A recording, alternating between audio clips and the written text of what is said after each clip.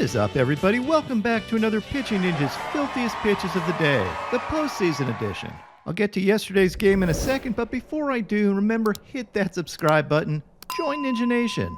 It'll be the best decision you've made today, but I'm a little biased. So hit subscribe, and without further ado, here are my filthiest pitches of the day. I'm going to start with Merrill Kelly, who had 6 Ks in 5 2/3 innings. He only gave up 3 hits, but all 3 hits were home runs. And despite the lopsided 10-0 final score, I thought Kelly pitched pretty well.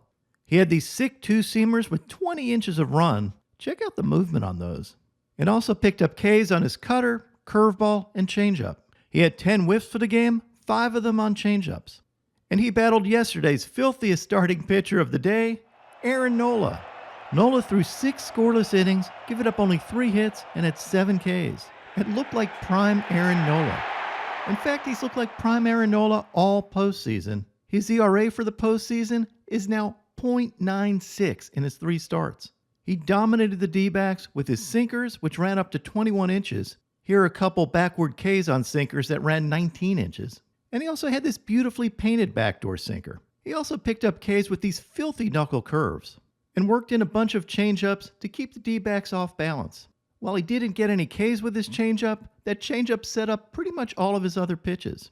Here's an overlay of Nola's knuckle curve and changeup, and you can see how well they tunnel, but then end up in totally different locations.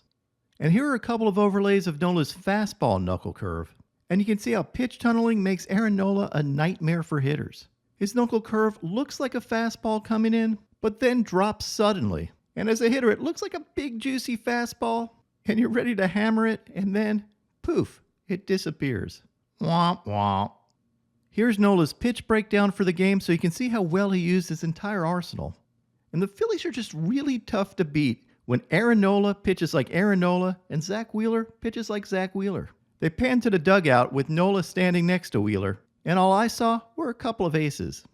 And check out this stat. In the Phillies' 8 postseason games, their ERA for the entire team is now 1.39 with a .83 whip. It's like they have a full staff of prime Jacob deGroms. That's how absolutely ridiculous the Phillies' pitching has been. Now onto my filthiest relievers. Matt Strahm had this elevated two-seamer. Jeff Hoffman had this wicked splitter and White Castle special.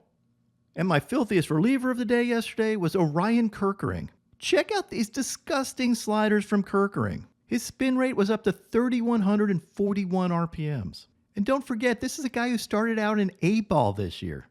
And I love this from Jared Gaynor, who's the Twins minor league pitching coach. And they had to face Kerkering this year. You can imagine that would be a nightmare. And now, my pitching ninja moment of zen. Trey Turner had another gorgeous slide yesterday. And I paired him up with Jake Cave, who did not have a gorgeous slide. And it turns into a perfect you versus the guy she told you not to worry about meme. What's up, everybody? My picks of the day today are a 3-leg parlay. I'm going to start out with Max Scherzer for 4 Ks or more, then take Christian Javier for 5 Ks or more, and take Michael Brantley to have 2 or more total bases. And then I'm going to add in my FanDuel profit boost of 30% for any same-game parlay or same-game parlay plus of 3 legs or more. What would your picks of the day be?